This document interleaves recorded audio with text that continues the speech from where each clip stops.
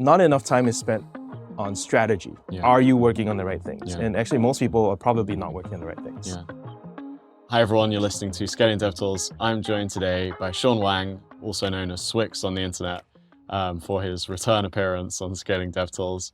And I think in that first episode, I gave a very gushing fan appreciation. I'm definitely a fanboy of Swyx, have been for a long time. Swyx does the Latent Space podcast, which is probably the biggest podcast on like AI engineering right now. Runs the AI engineering conference. Well, so we've got Summit and you've got the AI Engineering World Fair, two huge conferences in San Francisco. Been to both of them, they're amazing. And in the past was DevRel at companies like Netlify, Git, AWS, and Temporal and Airbyte. And was like huge in building public. You've got a long history of like doing amazing stuff. Oh, thank you. So yeah, and generally that's only my second career. Yeah, so you kind of, I think when we first spoke, you were just at the beginning of like moving into AI stuff, right? Maybe, I don't even remember when that was. I know it was just before the Superbase interview that you did, because when you recorded the chat with Ant, I was in the other room. Oh yeah. And I didn't know he was recording with you. I would have popped in and said hi. Yeah. Yeah. Yeah, and they were two of our biggest episodes, so. Yeah, nice. Yeah, but thank you so much for coming back. Thanks for having me. Thanks for coming to the studio. Yeah, this is where we record Latent Space. I am now, a podcaster just like you, and it's having fun with it. Yeah. Yeah, that's amazing. So I guess like there were a few things I wanted to talk to you about. There's almost an endless list. But we're going to talk about angel investing in DevTools, because you've done a lot of that, and what you've learned and how you do it. We're going to talk about how you see the future of like Gen AI stuff affecting DevTools, whether there's things that people should be thinking about.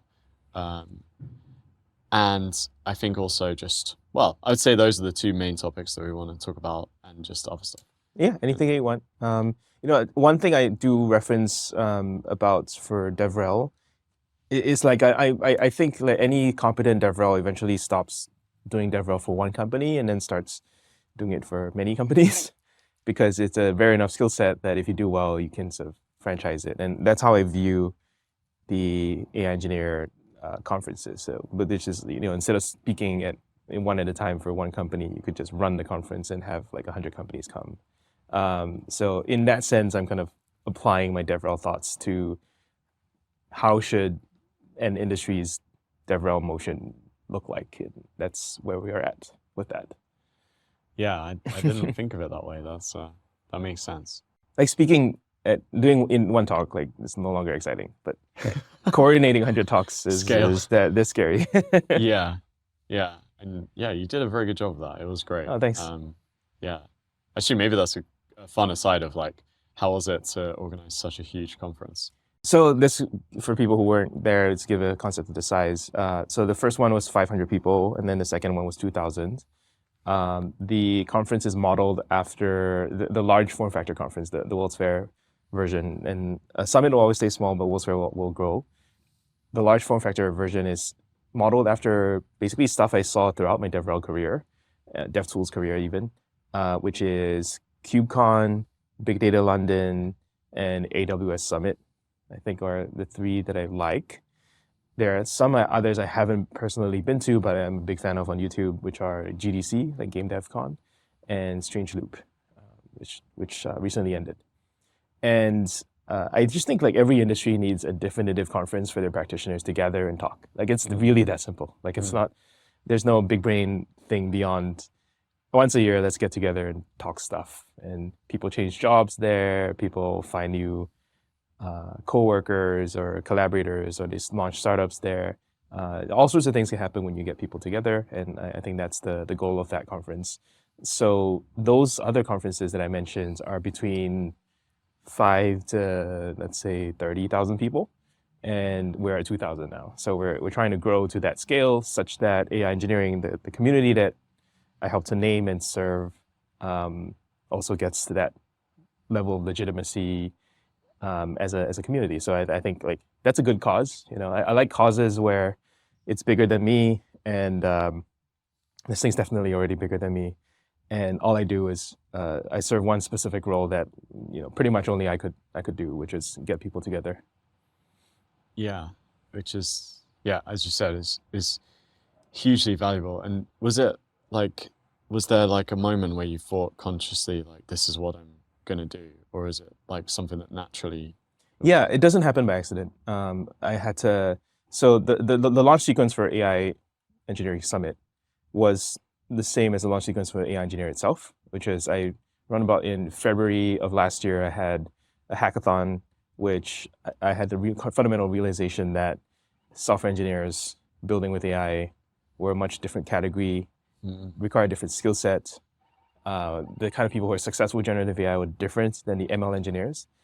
And also that software engineers would win over the prompt engineers. Now it seems obvious. Rewind this, February 2023, it wasn't as obvious because everyone was only talking about prompt engineering and didn't really have a title for anything else. And so then I was like, okay, like we should develop this term. I went through a few candidates, including LLM engineer, cognitive engineer. There's a bunch of other things that people suggested, but worse is better, which is a phrase that all DevTools people need to know. And AI engineer is like the worst version of something that can possibly stick, and therefore the world will descend towards it. So I just kind of went all the way and claimed it. I wrote the essay, but before writing the essay, I got the conference ready so that when I wrote the essay, I also launched the conference. And then I rebranded the podcast to focus on that as well.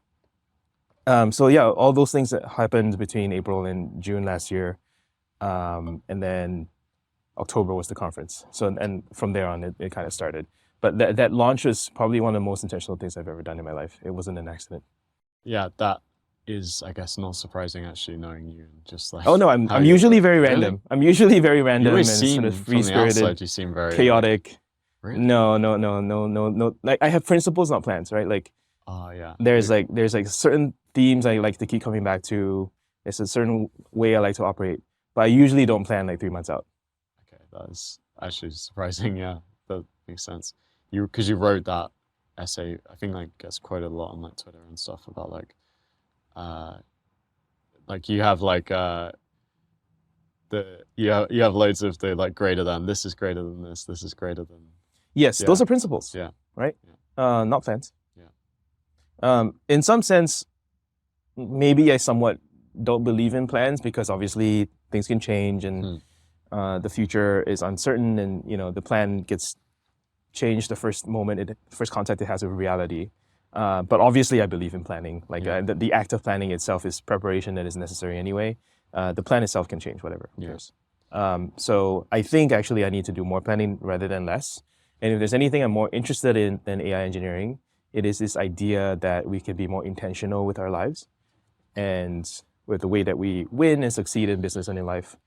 And I'm trying to form a philosophy around that. This is already getting too philosophical already, so we can jump off there. But so if I ever started a thing that would be bigger than AI engineering, it would be something around the topic of winning or intentionality or high agency.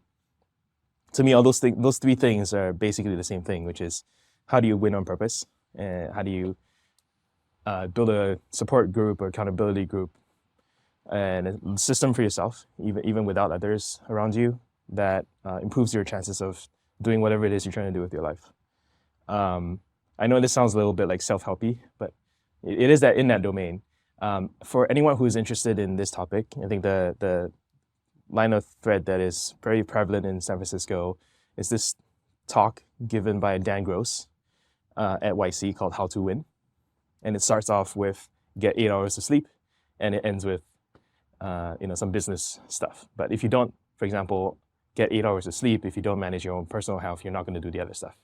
So get 8 hours of sleep, get good nutrition, and then work from there. Yeah.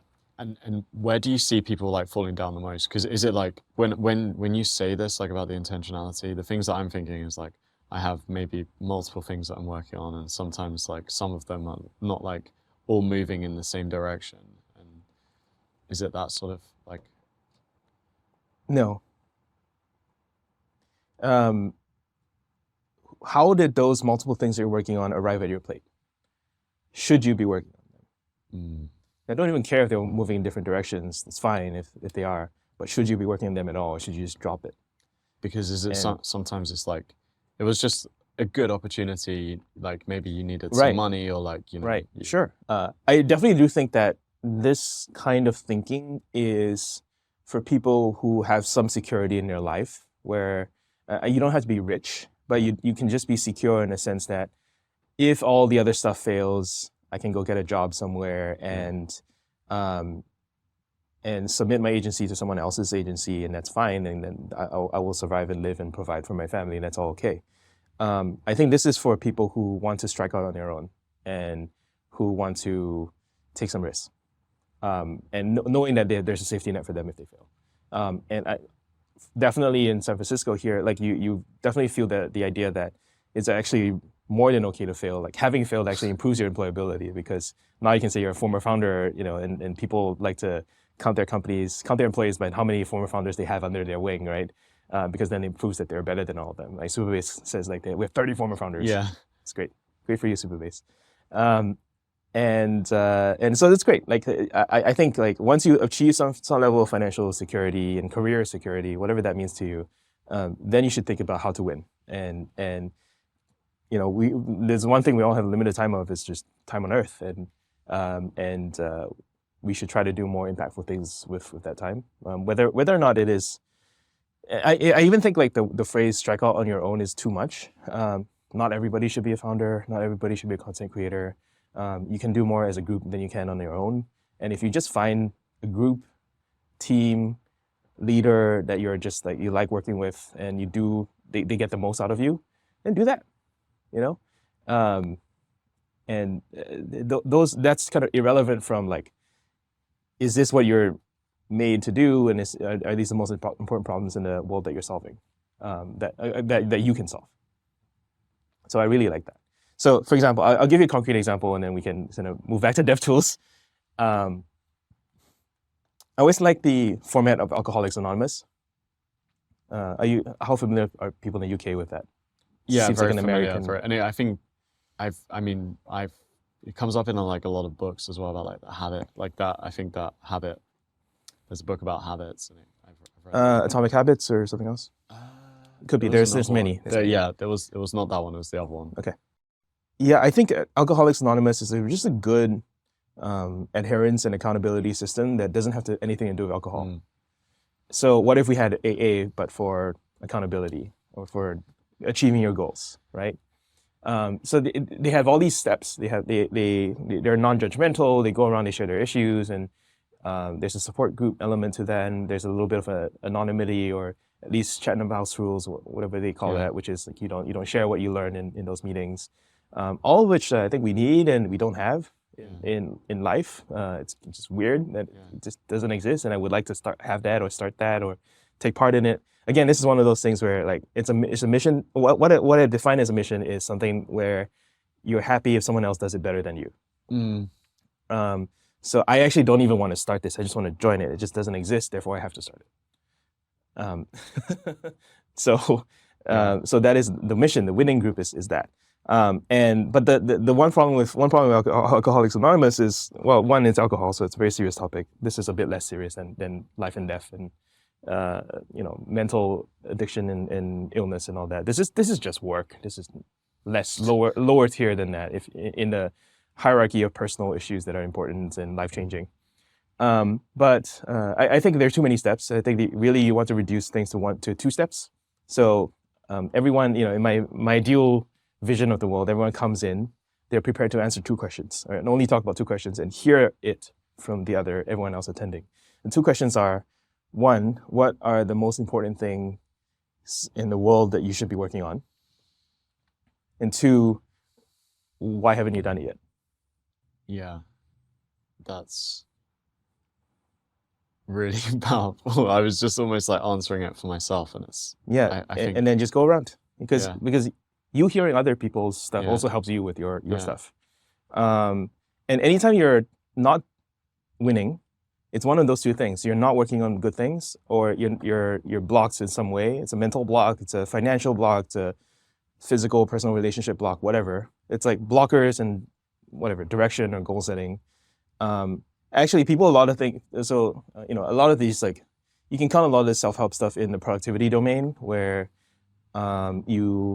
people said you want to have this productivity system, bullet journaling, whatever. Not enough time is spent on strategy. Yeah. Are you working on the right things? Yeah. And actually, most people are probably not working on the right things. Yeah. So myself included, one of the reasons I have not started this yet is I don't feel in a very secure position to teach this, because I don't have it figured out. I think I almost feel like I want to have made it first, and then I can turn back and give back. Whereas this is kind of like building a support system for myself because I need it. Yeah. Therefore, I don't have any answers. And it's just very hard to lead people if you don't have any answers. If you don't have any credibility. But in a sense, like I am thinking about this. I am working on this with myself, with ChatGPT. Sometimes we are in my company working on this idea of a small CEO. I have the domain smol.ai. And literally, I want to just hand it over and have it just be my boss, and ask those two questions to me every day and make sure that I'm aligned on it. That sounds great.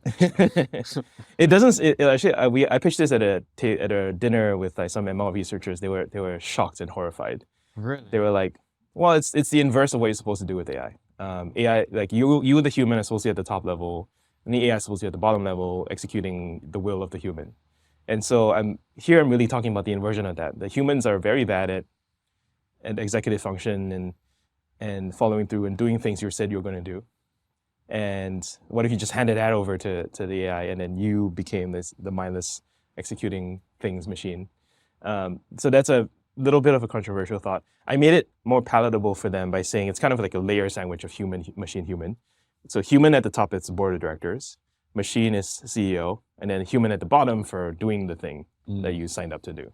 Yeah, and I guess like it's also like you're not necessarily giving, like it's helping you to make decisions based on what you think, and it's asking good questions. Yeah, this standard Holding question you that any accountable. manager could ask. If you Yeah. had any manager, they would go through the same manager playbook that any manager would have, and you Yeah. don't really even need them there. Yeah, and I guess the accountability is the huge factor. Is that like as a CEO, like you're kind of you could argue you're not really accountable to anyone else in a sense. Accountable to your customers, Accountable to your customers, your investors, your employees. Yeah. And the other thing I also think, like, I think different people work in different ways. I find that I'm a very stateless person. Like, I like to receive information, react to it, do something else, and then I move on to the next thing. But as a founder, as a CEO, as a manager of people, you are paid to maintain state. Yeah. In the same way that a lot of DevTools are paid to maintain a database. Yeah. Any like logging, observability, database, or any chat, and it's just various forms of database. An estate in this case is like the vision. For no, what you're is this trying to thing do. done? What task is owned by whom? And I like, see. are they overdue? What the hell's the status update? Like that's just like typical manager CEO nonsense. Yeah. And like is probably could be done better by someone else than me, because I don't like to hold that state. I like to be stateless. In particular, about do you know the Eisenhower matrix? I think a lot of people. I'm surprised that it's not more common. Most people have seen it; they don't know the name of it. It's the 2x2 chart. Urgent? It's the 2x2 chart where there's tasks that are important and not important, and there's urgent and non-urgent. Okay, and so obviously everyone says you have to throw away the non-important things, only do important things, and then prioritize the urgent things and not the non-urgent things. There's a non-linearity with the Eisenhower matrix where many important things in life are non-urgent, but they're important. And sometimes they become urgent. So a common scenario for this, for me, is taxes, filing taxes. I know every year, like I have all the information by December 31st when I need to file for April 15th, which is filing day in the US. Why don't I take any time within that 3 months to file? Because it's not urgent. On April 14th, it's very urgent. And suddenly I'm like, scrambling for accountants and stuff. There's many non-linearities in life like that, where there's zero difference between whether you do it today or tomorrow. Yeah. But if you don't do it before a deadline, then suddenly it becomes very expensive. Whether it's like flights or hiring someone or whatever. Actually, the costless things are the invisible deadlines, where you don't even know there's a set deadline, but there was one, and you didn't know it, and it passed. What kind of things would that would be like? Sometimes it's training a model that you know there's like this brief window where it was possible to train open source like GPT-3 class models, which is what GPT-J was doing and Llama was doing, and then now there's the increasingly closed source, and there was a brief window where it was kind of easy to get into the AI teams, like even like NLP or LLM teams. They were not prestigious. Yeah. It was a very small window. I've interviewed some of these folks where they're like, yeah, I accidentally became a leading researcher in this area because no one else wanted it, and I thought it was interesting. I just picked it because it was open. Yeah. And like now I'm like one of like 10 people in the world that has trained a large language model to this scale, and you'll continue to be so. Those initial luck or active decisions compound. Yeah. So that was a invisible deadline that nobody understood except for people who were paying attention and some people who were lucky. And I think there are many like that, where like, so for me, sometimes it was, let's say the visa stuff, right? There was a hard deadline with my conference, trying to get to my own conference and get a visa in that time. But many invisible deadlines in the 6 months prior, where I didn't know that I should have done something. Yeah. And then that passed, and like that made it more expensive or caused further delays for me to get my visa right up to the point where it was the week before the conference, and my last fallback to the fallback failed because I also missed another deadline to get my visa waiver. Many other cases. I think like a lot of the smartest planners in the world understand to clear the fog of war. Because it's one thing to know a deadline and then miss it because you were busy. It's another thing to not even know there was a deadline there and also miss that. Yeah. The principles, it's like thinking intentionally about what you're doing and like. Intentionality, having agency, and maybe a more jargony term for it is executive function, but really just high agency. Doing what you actually internally want to do and want to exist for good reasons. Surprisingly, people don't do that. They respond. They much rather copy. They much rather react. They much rather look at an existing leaderboard, an existing company ladder, for example, and try to climb that. Optimize within that. And those are plenty good as well, but they're not exactly high agency in the sense that you create a game that you think is worth winning and actually pursue it. Because I think those are the situations in which you have the most interesting mission that people can kind of join you and would support for you. Like, I think if you pick a leaderboard or if you pick a company ladder, it becomes a zero-sum game. Where competing against. You're competing, and competing is good. It's fine. I think that's a big part of winning. But I think it leads to situations where it's zero-sum. Your competitors don't share their information with you. All that stuff. But once you pick a worthy enough cause, the whole thing changes. Like your competitors are like, oh yeah, we ran into that too. Here's how we fixed it. Because at the end of the day, the cause is more important than any individual winning, and that's really helpful and important in life. Yeah. So, and I guess that like if bringing that to like AI DevTools companies in a sense, or like if we call them DevTools, but like OpenAI at the beginning, no one else was thinking of doing this. Like. And they were like playing their own game. They weren't really competing against anyone else. It was like, can they actually do this? They believe this is important. Focus on that. Yeah. It's like maybe now. I think Ilya works like that. You listen to any interview that he's ever done. He's just a through and through believer in AGI, and maybe the rest of the company believed it less than him. So in some sense, I feel like OpenAI potentially got lucky with a few hires that they made that skewed them in that way, because otherwise they would have just been another research lab that didn't go anywhere. Interesting. And do you think now it's become this like it's much closer to like this like ladder situation, not ladder, but like There's a lot of internal policies in OpenAI. I know a few friends who've been effectively managed out or fired due to internal politics issues, and that arises in any 1,000+ person company. I think the question before OpenAI now is like how well are they actually committed to the AGI goal instead of being like a product company, like a new Google, effectively. I think the people who are very pro, like obviously any outcome like that is amazing and worth pursuing and whatever, right?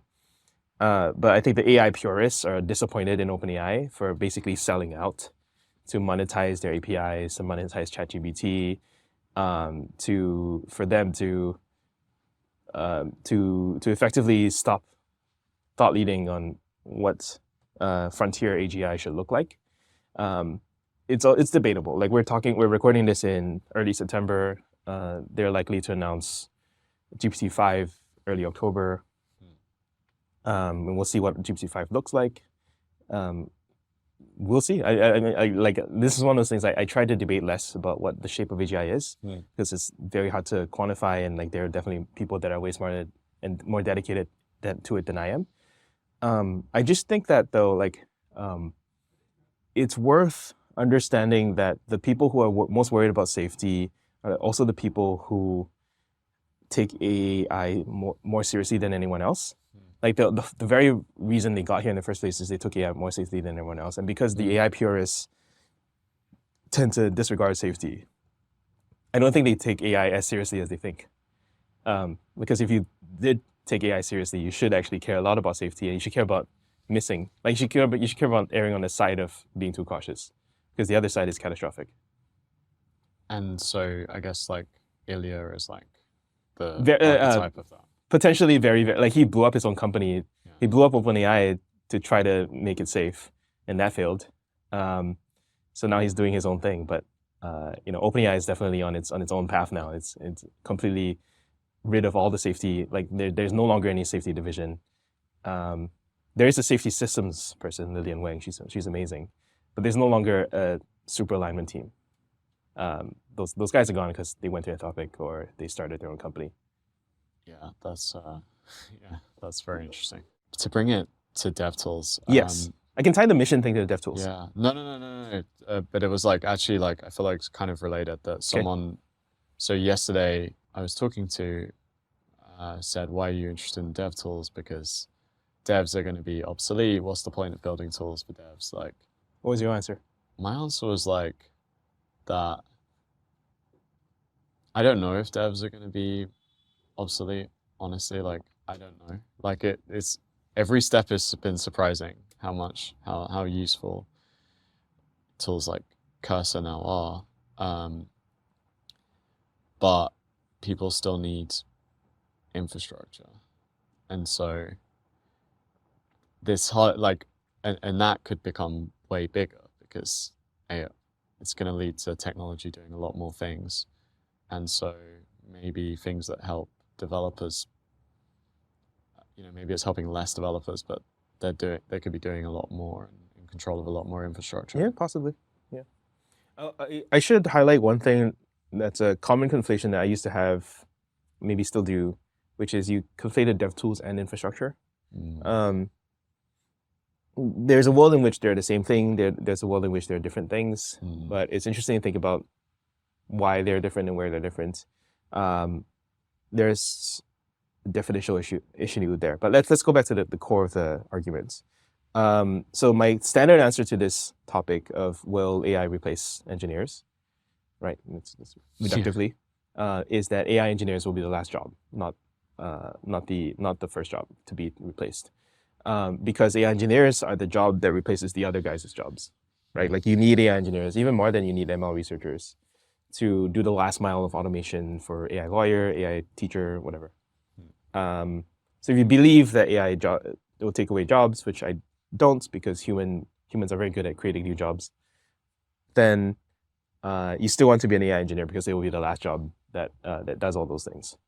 That's the pat answer. I think the second level answer for the DevTool people is that there's a very strong interplay between systems engineering and AI, where AI is like very good at translating natural language to some format that it's trained to do, but it's not very good at systems design and not precise and not fast.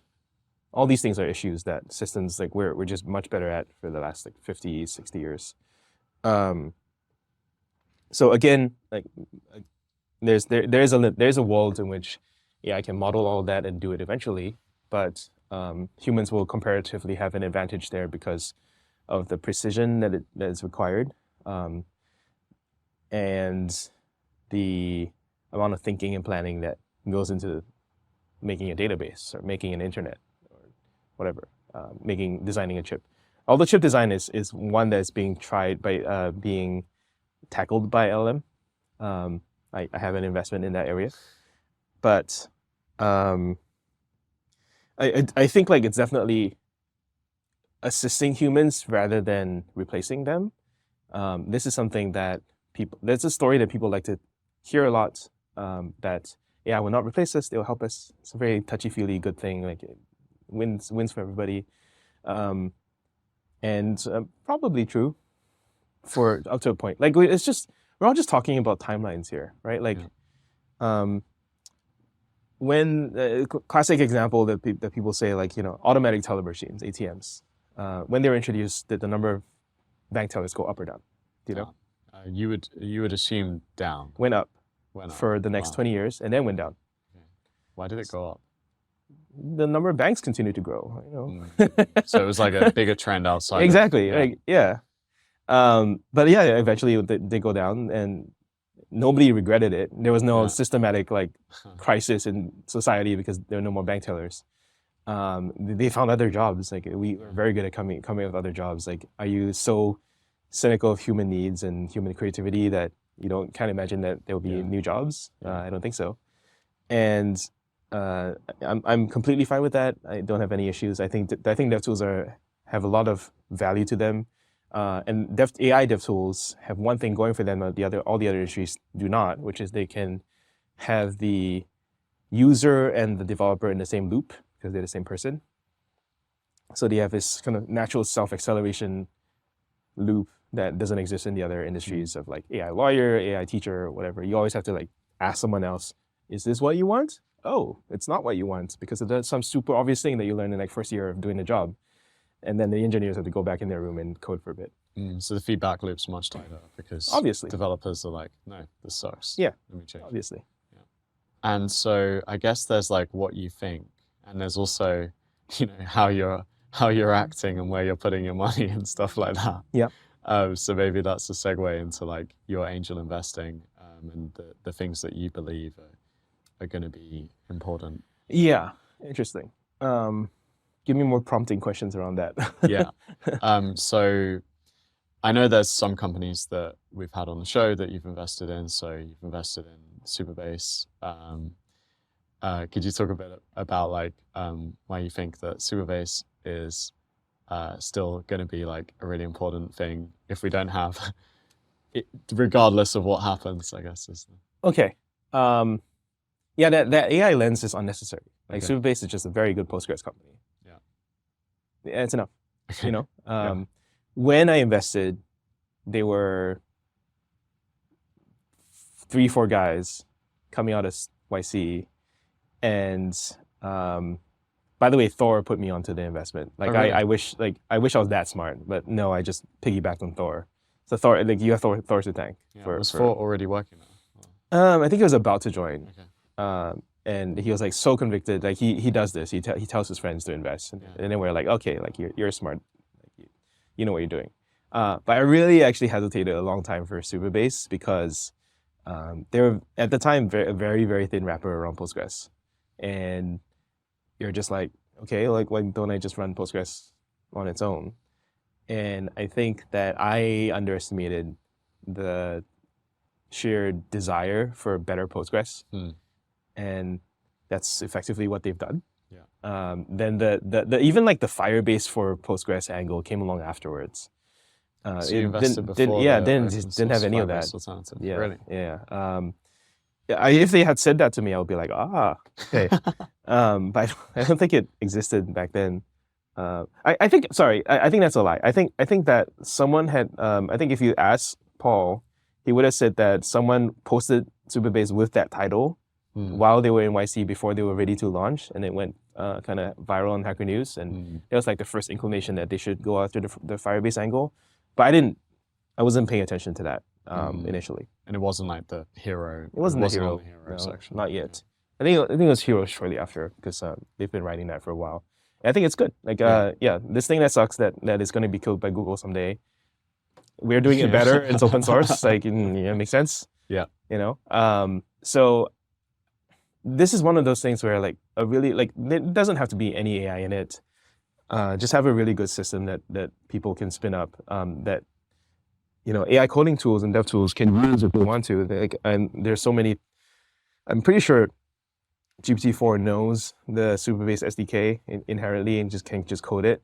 So it becomes a much better interface to Postgres than AIs could write themselves. And that's great for both Superbase and for AI. That they can have this great persistence layer that's kind of intuitive and open source and manageable, like in any environment that they want. It just works that I think you find this pattern a lot, that like what works well for humans happens to also be good in an AI-centric world, because then they just provide a better layer for something on that humans and LLMs can use. Except for some tools, which we'll talk about eventually, where that is starting to diverge as well. That human needs do differ from LLM needs, and there are some companies spinning up. Some of them are here. Here being Solaris, which is the AI co-working space that we're recording in, where they actually specialize in that difference between LLMs and human needs. Yeah, actually, it'd be great to know. Yeah, we've been talking about this on my podcast as the LLMOS, the class of tools that LLMs basically always need. So they need to search the web. So you can plug them into the DuckDuckGo API or the Google SERP API or the whatever Bing has. Or you can plug them into some more dedicated LLM-focused search engines like Exa or Tavily. Or you can build your own. There's many people building their own. Or you can do browser automation like Browserbase here is doing. All of these have very subtle different at-scale requirements for plugging the results of a web search into an LLM. All of them, for example, they need some kind of like proxy rotation, they need some indexing, some different kind of caching or whatever. But for example, a very simple example is, that's one example. There's another tool in the toolbox for code interpreter. So OpenAI has its own code interpreter, but for everyone else, there's E2B, another early investment, which by the way, I invested before they were an AI tool. And one simple example is that your error codes are no longer for humans. There are prompts that are fed back into the LLM so you can fix the code that generated the error code, right? So of course you would do it, right? Like right now, we take whatever error code we got and we chug it back in and hope the LLM figures it out. But what if the error code was a prompt that said specifically what you needed it to do? That's not, to be super clear, that is my dream of what E2B can become if they were that focused. They're doing well not even doing that. They're doing well for a variety of other reasons. So for example, what E2B is often could be viewed as like kind of an ephemeral coding environment, an ephemeral sandbox like you would a Fly.io or a Replit or something like that. But instead of human needs, in humans we need a few of these, dozens of these, maybe. Whereas agents, they can kind of spin up hundreds of them simultaneously. They're the same needs, but order of magnitude different. Where it just has different requirements. Like it can be order of magnitude in terms of like parallelism, or order of magnitude difference in terms of like the latency requirements, because suddenly there's no human waiting time, it's machine waiting time, is different.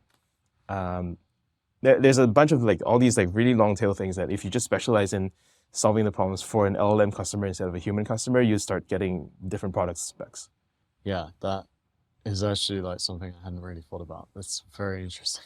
Yeah, I think it's very convenient for DevTools investors to think about it this way, because it basically means that every thesis you ever had is going to be the next few orders of magnitude in product requirements, like must be 10 times faster, must be 100 times faster, must be 10 times more parallel, whatever. They're just augmented by AIs. Like they will be run in much larger scale than humans can, because obviously there's only one of me, and like I can run 10 AIs at once and not really care. That makes sense. That's really cool, actually. Yeah, it's got me thinking about like everything you're working on. Like, what does it look like if an LLM is using this rather than? I even think like API keys need to fundamentally encode this concept. So like when you issue the API key, you typically expect the developer to use it. Yeah. But what if you had a different key for an LLM? Like what different permission levels do they need? What human in the loop review do they need for anything that's non-reversible, stuff like that? Yeah, because maybe you would flag things differently if you saw usage that's like in a friend of mine, Fuad Martin, he worked on indent.com for 5 years, which was basically just human in the loop approval process. And he was like, I think this is something that people want for security and compliance reasons. Yeah. And suddenly AIs come along and they're like, oh, like we want humans to review AI, tasks. Like, suddenly it became a very, very important thing. But he had worked the previous 5 years on this problem without going super viral or anything. Like, it was a decent, like, profitable company. It just wasn't like huge. It was like 3 people company. And then 2 months ago, OpenAI acquired them. Wow. For this. Yeah, very, very, like, if you just happen to work on DevTools and you work on things that like scale well for AIs and humans, like this not this, they're the same thing. They're not different problems. They're just different scales. And so maybe like some tweaks, but just like potentially. I don't know how much he's tweaking. He can't say anything to me now that he's working for them. Yeah. Okay, cool. What other investments are you excited about? So you're asking me to pick favorites? Okay, wait, maybe I can name children. I can name stuff that has. Fireworks seems very exciting. Yeah, I can name stuff that has been like popular in recent media. So Fireworks, I'm not an angel actually. Fireworks, I'm an advisor. I do a little bit of DevRel advising, and Fireworks pursued me for like half a year, and then I was like, fine. And they're basically the former PyTorch team from Facebook. And I think the original vision was basically spin out and just offer PyTorch as a service. And now it's more closer to an inference engine similar to Together AI.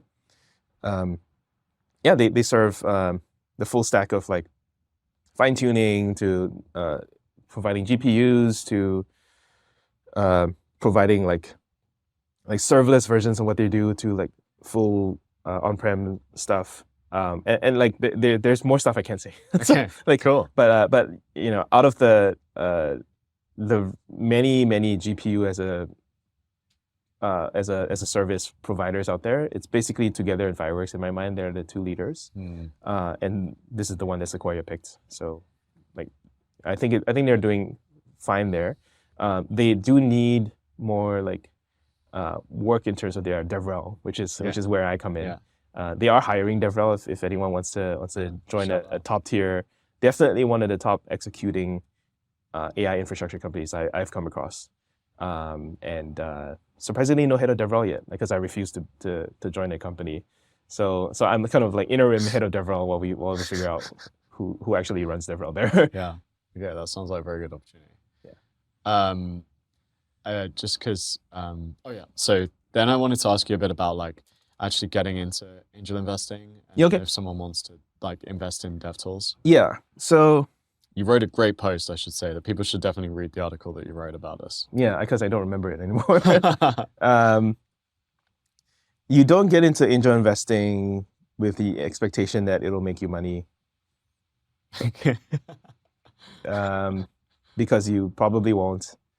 And even if you do, you won't see it for 10 years, right? If you're successful, the company won't exit for a while, because it'll just keep going up and up and up, which is what's happening with Superbase. Yeah, and that's fine. That's great. You gotta be happy and cheerful for them. I think the first thing obviously is you have to have some money. I thought I was richer than I was because of Netlify. And because so I counted my Netlify net worth and I counted my temporal net worth, I was like, oh, I have some like spare cash that I'm not doing anything with. Like, why not start investing? And then ZERP ended, and I realized that the paper money doesn't mean anything, and so now I'm like less rich than I thought I was. Anyway, but you start investing with some of your own cash, and eventually which you do what I'm doing now, which is that you invest other people's money. So as many investments as I seem to have here, it's not my money. It's actually money that other backers have given me to invest for them.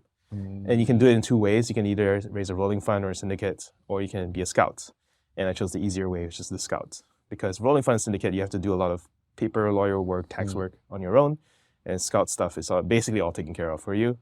And you don't realize anything until the company exits, which is great. So yeah, I have a good deal with CRV that does it, but every major VC firm has them. They all want to build good relationships with you. If you're a prominent DevTools, DevRel person, just hit them up. They'll probably say yes. And also then the real question is, why do it, right? Yeah. Those are the mechanics of how to start. You should also, by the way, have like some amount of good industry networking, right? So if you are a good podcaster, tweeter, LinkedIner, whatever, like you'll get that. Others, you can kind of more or less have to come from their own professional work history. So why do it? I think one, like there's a very obvious one, which is that it is basically my CV for if I ever become a VC someday. Yeah. I'll just go look, and then they'll be like, oh, good deals. Yeah. Like that's the job, really. Yeah. I don't have to apply. I don't have to fill out any application form. I just show them this, and they're like, yep, that's what we would want in someone that we work with. Like, what else do you need? Yeah. And then two, you also get to work closely with the founders for anything that they need. So typically, my contract with founders is that if you need some DevRel advice, particularly before launch, if you're hiring DevRel, I can help there. And through that, I can observe how they do what they do, and a lot of these are like gonna encounter problems in ways that I would never have thought of before, and I think that's preparation for me becoming a founder myself, and going through those exact same journeys. So it's really good to basically be friends with these people who are like a few years ahead of you, if you intend to go that route. I'm still not sure I'm going to exactly go that route, but I definitely have some of these that I would now count as advising me more than I advise them. And it's just a kind of like a two-way street there, eventually. That's actually amazing. So one of the things that I read recently from you was your post on DevRel. Is DevRel dead? Yeah, is DevRel dead? Oh, God. I know we didn't talk about discussing this, but yeah. I think I did one interview, one podcast with Changelog on that. So people want like an hour's worth of Is DevRel Dead? They can go there. Yeah. But we can do a short one here. Yeah. What interests you? So I've heard a lot of founders kind of like saying, they don't need DevRel. You hear people say things along the lines of, this person wanted, 250K to write to-do list apps or something. And like this kind of like, that's exactly what some DevRels have. Yeah.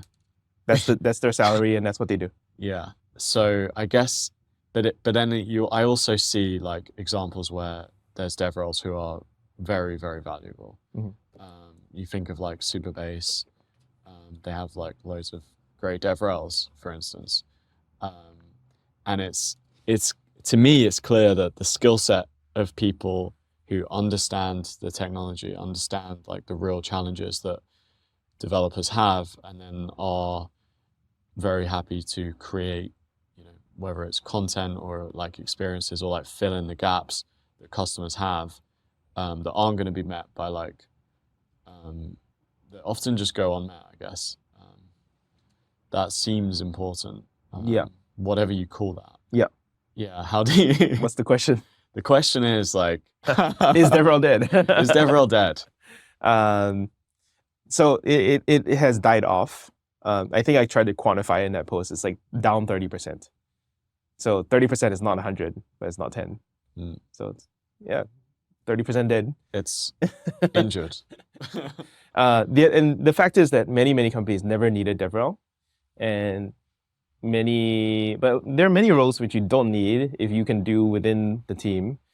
You don't need HR, like, is HR dead? No, it's just not required at some companies because founder does everything, or like you achieve hiring through some other means. And like I would say the same thing for DevRel and many other functions in a company. It's a choice whether or not you want a dedicated role to that or you want to spread out that responsibility to the rest of the team. But it's a job to be done. I think, which is what you're kind of arrive at. Like marketing, you can't build products and expect people to know about it or care about it unless you tell people about it. And probably there's a chart of the Lux surface area chart. Just Google the Lux surface area chart. You see this. You need to do things and tell people about it. Do things, tell people, do things. And so most normal DevTools companies over-index on doing too many things, and they're terrible at telling people about it. So effectively, what hiring DevRel is you hire people whose job is to yap all day long to sort of artificially extend that. Some of them are good at it, many are bad. And part of DevRel is also just kind of having the Emperor's New Clothes moment of like, actually, there are many people with like 5, 10, 15-year careers in DevRel who are horrible at their jobs. Horrible. And they should not be doing that job, and they should find something else to do. But people pay because they need the job title to be filled more than they need that person. And because those good people are very hard to reach. That's one thing there. I'll also mention some other thing that counts in the sort of DevRel is dead category, which is that bottoms up and open source has been very challenged in the growing a company success criteria, in the sense that that's what DevRel is focused on, bottoms up and particularly open source. You don't have to be open source, but bottoms up, definitely. Yeah. As opposed to top down, where you kind of reach into select big name companies and sell directly to the CTO or whatever. I would say that the attribution issue for DevRel, same attribution as any marketing, is you don't know who watches the YouTube videos, and you definitely can't tie that to dollars. So when you hit a recession or the company misses its goals, like DevRel becomes the first thing that gets laid off because they can't prove their existence, the validity of their existence. And I do think that is a reckoning that needed to be done and is happening. That like you actually don't need that much bottoms up. You actually don't need to be loud on Twitter. You actually can just ship products to a small set of big name customers and then have everyone else show up later. I can't name, so Temporal was like this. Like our second customer was Snapchat. Like we didn't do a whole bunch of like be loud on Twitter and launch week 5, launch week 6. We didn't do any of that. Just build what your big customers want, and then the big customer likes it. The slightly smaller customers look up and they go like, oh yeah, it's good enough for them. It's good enough for us. We'll pay you, X amount of dollars, and every one of those customers is worth 10,000, 20,000 of the smaller ones. So why bother? So there's a lot of that reckoning going on with is DevRel dead? And I think what I really try to phrase it as like the ZERP DevRel is dead. Like the zero interest rate, like travel around the world giving talks and really just seeing the same people at every talk. That is basically dead. Yeah, but at the same time, I guess traveling around the to world San Francisco for AI conference is not dead. Yeah, exactly. Sign up. Go, links in the bio, links in the description. Links in biology. Yeah. But like it almost becomes like almost like a sales like targeted. Is that sort of it's like very here are our targets. Like you're an extension of the marketing team. DevRel has basically always been an extension of the marketing team. It's very much a lot of denial by DevRel people who think they are better than marketing to say that they are otherwise. Typically you have bullshit like DevRel is part of the product team. We give feedback from users to products. And all you have to ask them to burst their bubble is how many of the recent features that were shipped were from your direct feedback. And usually it's a small amount. Okay. There are very well-functioning companies that actually do respond to user feedback. But either they're not that busy, your engineers don't have that heavy of a roadmap, Because guess what? Like at any hyper growth company that is serving large customers and small customers, guess who wins? The large customers. Yeah.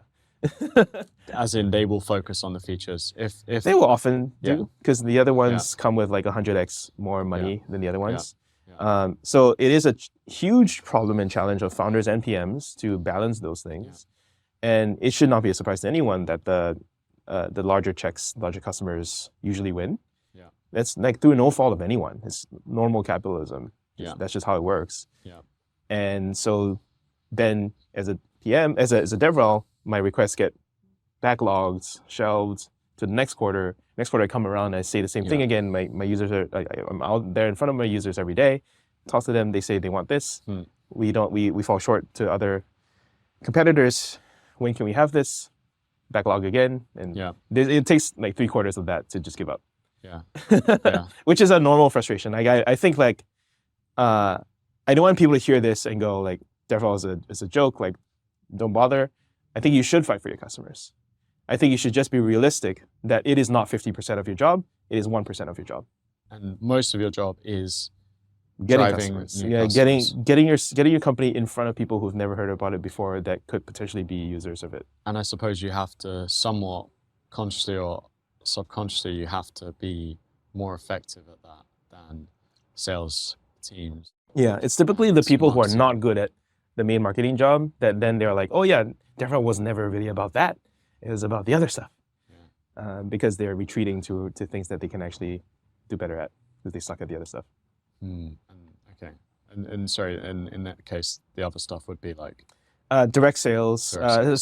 Let's say customer success. Like you're already a customer. Now I'll make you more successful as a customer by teaching you how to use the tool you just bought. That happens a lot. Workshops, seminars, webinars, stuff like that. Basically, things further down the funnel. So you know tofu, mofu, bofu? Top of funnel, middle of funnel, bottom of funnel.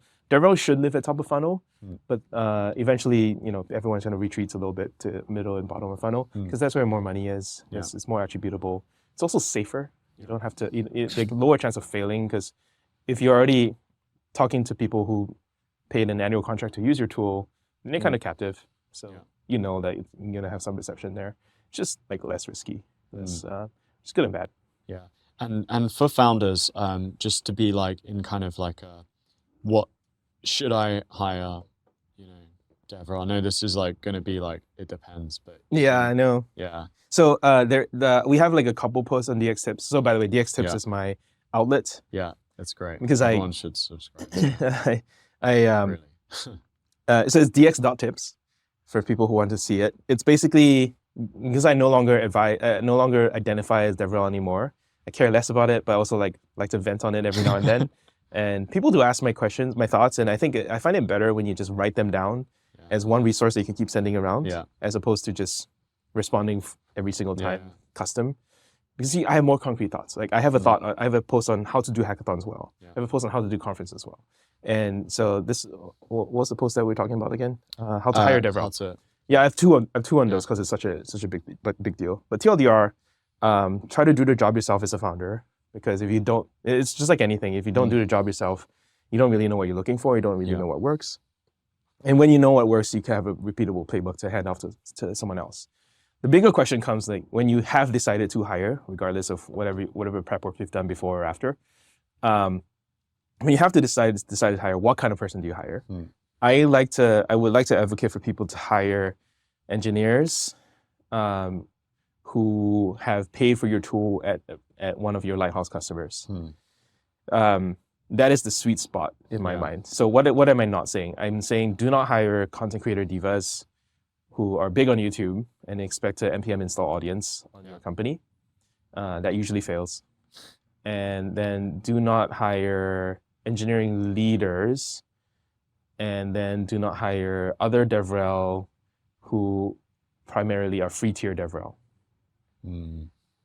All these are failure traps. All these are traps of hiring for DevRel. There's one element of DevRel which I really like is that they are at least half engineer. All DevRel should be able to code. Actually, that's too strong a statement. There are DevRel that don't code and they do well. but they're very rare. They're in the minority of them, and they usually work at the bigger companies like Google, Amazon. For the smaller startups, you should probably want DevRels to code. And one out, if you make a mishire, is that you can just convert them to engineer. And a lot of them love it when they go from DevRel to engineer and maybe engineer back to DevRel. So give them that option. Make them go through the engineering loop and then also do the content creation stuff. Because you have a stronger dev person, employee in general, and maybe they do a little bit of DevRel, like sometimes, maybe not, but just give them an out as an engineer. I think that makes sense. And then the paid versus free tier DevRel is something that I hear a lot of confusion about, but to me it's so obvious. Like so many DevRels are just, they get up on stage, they're like, use our stuff, it's free. They never ever, and obviously that gets applause because you're giving away software that's valuable for free. Who doesn't like that? That's not challenging at all. What's harder is like convincing me to pay for something. And people who've done that in their companies have done the bake-off with you versus all the other tools. At risk, they put their jobs on the line to a boss, and risk rejection, denial, failure, whatever, and they still believe in your tool. Hire them, because basically DevRels tend to replicate themselves. They'll use the words that appeal to them, then that will attract other people for whom those words also appeal, and those happen to be your customers that you want. So free tier, you don't want replicating of like free tier reasons to come check it out. I don't want only free tier. Like obviously free tier is important and good. There's reason people offer free tiers. And I do believe in freemium. But free tier only is bad. We did a lot of that in my previous job. So a lot of this also is kind of like therapy for myself, working through mistakes that I make that I would not wish on others and I would not want to repeat at my own company. So I definitely feel like people maybe mistake my authoritative tone as judgmental. It's not because I did that. And so I'm just trying to learn lessons and not repeat them.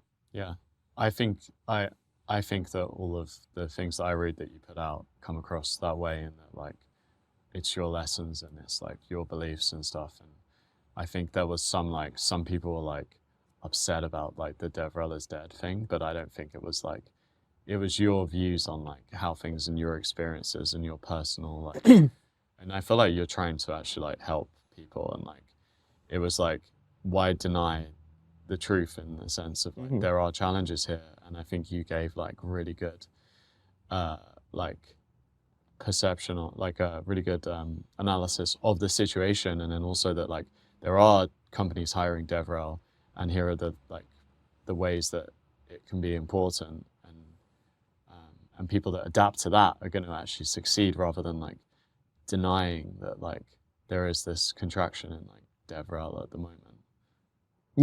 I think people should not care basically about the contraction in DevRel. This is a industry-wide, sector-wide thing that almost certainly means nothing for your individual company.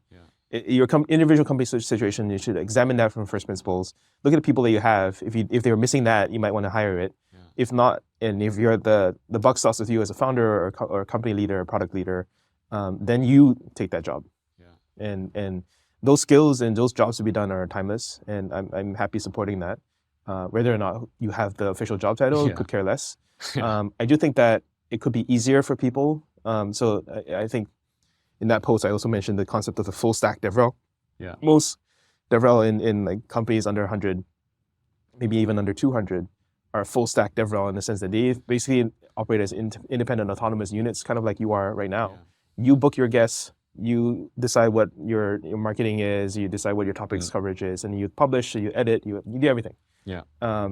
In larger companies, like no media organization works like that. Right? They have editors, they have back office people that do the processing, the journalists and the reporters, like they do the front end of like interviewing and deciding what's relevant and to stay in the flow.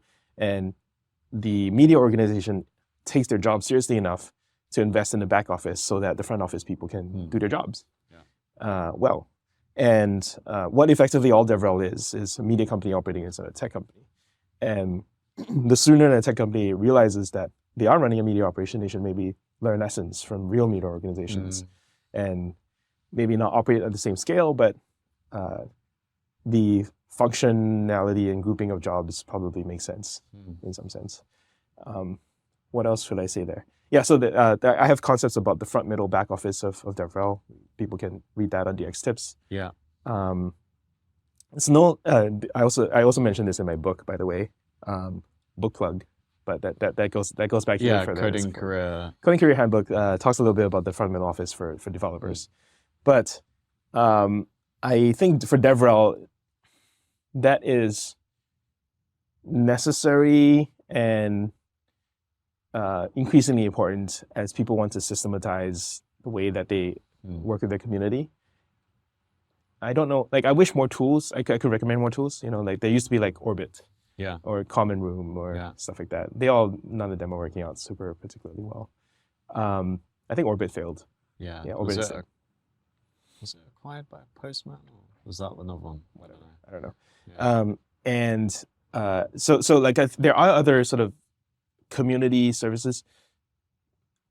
There's a lot of like draft.dev used to be a thing. Iron something used to be a thing. Basically like would turn a podcast into a blog post or the other way, blog post to podcast or video to whatever. And I wish there were more tools like that were more successful so I could point to them as examples of you can use this. But all of them are experiments at this point. And I think that the problem is like there are all these mechanics of doing the job, like produce one blog post a week and then like, one webinar a month, whatever. And there's no taste, there's no love, there's no engagement in the community. Yeah. I think that's what people really need, that authentic engagement that you can't really systematize yet. I think that someone out there could, but right now it's always these like thought leaders that lead things. And that's great if you have a thought leader. If you don't, then you're shit out of luck.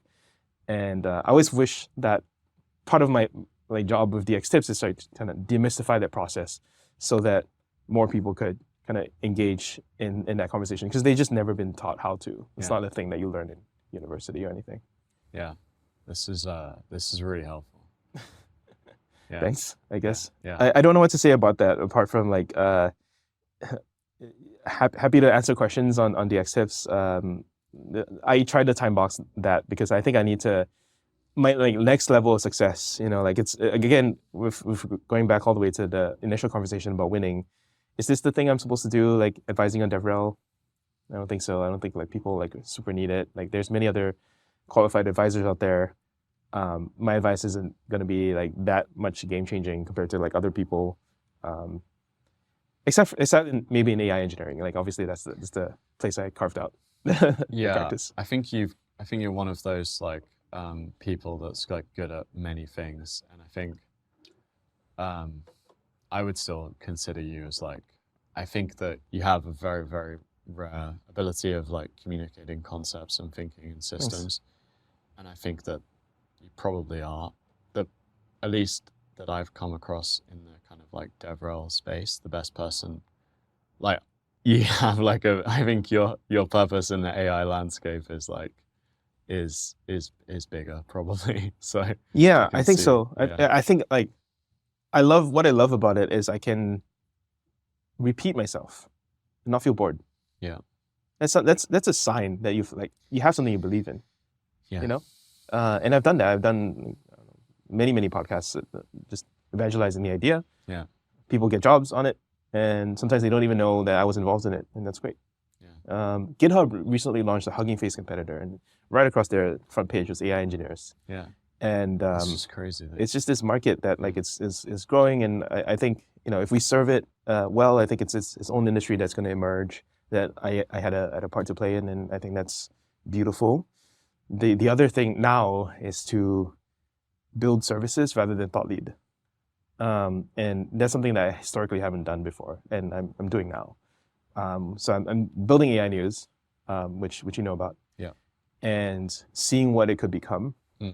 Just had a chat with Andre Karpathy this morning about casual name drop there. Wow. But I would consider him a mentor of mine. I've considered trying to work with him more, but he's very independent minded and obviously doesn't need any money or anything like that. But there's a general desire for general purpose summarization and teaching. For him, he wants to make the best course in the world for AI. Yeah. For me, it's there's a lot of, in generative AI, there's a lot of like, put in this prompt and then it becomes like 10 different things. There's a lot of signal that becomes noise. Yeah. And I want to take noise and condense back to signal. And I think that too many people are doing the thing where like signal noise, and then not enough people are doing noise signal. Yeah, and that's kind of what you do as well, right? Like as a person, like I feel like that's In a one of way. the things that you've been Yeah. really good at. Thanks. I try. I think so, right? Even though we were talking Yeah. about like taking this, like condensing things into like kind of principles or like. Yeah, I like that. Yeah, I do like that. I wish I was, my problem is I am too much of a hoarder and completionist. And the people who are best at signal to noise, noise to signal, are minimalists. Do you want who's the other guy? Jack something, the visualized value, Jack Butcher. You seen him? Oh, yes. You want to be the kind of guy with like 2 words in your bio, and like he like just tweets an image where it's like that and it's like that and then it's like you get 10,000 likes. I'm not that kind of guy. I'm a word cell. I have so much words. So I think that is too simplistic and I don't like that. And sometimes it's very inauthentic in how the minimalists take the most engaging, rage-inducing headline and just tweet that. That's it. So I like nuance, which is a flaw because nuance is also noise for some people. It is. Yes, but I feel like people resonate to like are drawn to their own like style. Amount of like abstraction. I think you should have tunable noise. So what I would like, I don't know if we're going to build this, but I would like basically an urban dictionary. Have you seen Urban Dictionary? Yeah. Dictionary where you can kind of tune your explanations of anything to what the depth of nuance that you would want. So I literally have it in a spec sheet somewhere. I want the 2-word version of something. I want a 1 sentence, 2 sentence, 1 paragraph, 3 paragraphs, 1 essay, 1 book, something like that, and just constantly update that. And then you also want, apart from length, you also want to vary by like thinking hat. Yeah. So you want the funny version, right? Because there's a little bit of truth in humor. Yeah. You want the cynical version because there's always a bit of truth in like, all right, if you strip away the hypey bullshit, like what are you really doing? Yeah. And then you also want the hypey version. You want the like, what is the best possible version of this that could possibly be, even if you fall short. Yeah. And somewhere along the line is truth. Yeah. But you're never gonna, if you only have 1 version of truth, you're never really gonna hit it because it's impossible to represent truth in 1 definitive statement. You'll probably need like 6. That's something we're ideating on, me and my co-founder. I don't know if we'll ever see the light of day, but I kind of do want it to exist in the world where we have, Rotten Tomatoes for everything. Yeah. Yeah. The levels of kind of abstraction and detail reminded me of, there was the talk at the first AI Engineer Summit. Amelia Wattenberg. Yeah. Watson. Yeah. That was the first time I saw that concept where like using LLMs to have like different levels of like detail. So she was working at Adept. Adept failed shortly after, but she's still continuing to do interesting work with email. Like just today, I was obsessing over the latest product that she's working on. She's back at GitHub now. She used to work on GitHub Copilot. Now they're basically at the GitHub Innovation Lab doing stuff like cool stuff, whatever they want. And like, what I love about the conference is there's a forum for people like her to present their work because her work would not be eligible at NeurIPS or ICML or any other of these like academic conferences because it's not academia, it's product, it's engineering, and that's what we're focused on. Yeah, it's amazing. I think we're probably at your time. Awesome. But this was amazing. And I enjoyed it. Cool. Hopefully there was something that you were looking for. It was so great. Okay. From my perspective, I hope everyone listening enjoyed it as much as I did. A little bit random. I was worried that we'd spent too long at the start philosophically, but whatever. Well, people can tell us if we did. From my perspective, we didn't. Thank you so much. Thank you. Shawn. Thank you for continuing to grind. Like, you are one of the more authentic voices out there for like DevTools, and like, I think your personal intellectual curiosity like shines through. And I hope you never lose sight of that. Thank you. And where would you point people to? We've talked about DX.tips. Oh boy. Smol, would we? Yeah. So like probably the highest, most relevant thing is Latent Space. So go to Latent.Space. That's the podcast that I run with Alessio in this studio every week, and that's the most polished version of what everything I have going on. And then twice a year you can come to AI Engineer. That's AI.engineer. And then I'm working on a startup called smol.ai. And right now we do a daily newsletter that is definitely not polished, but is endorsed by some of the top names in the field. Andre Karpathy is. Yeah. That's amazing. Well, thank you so much, Shawn. Thanks everyone for listening. Thank you.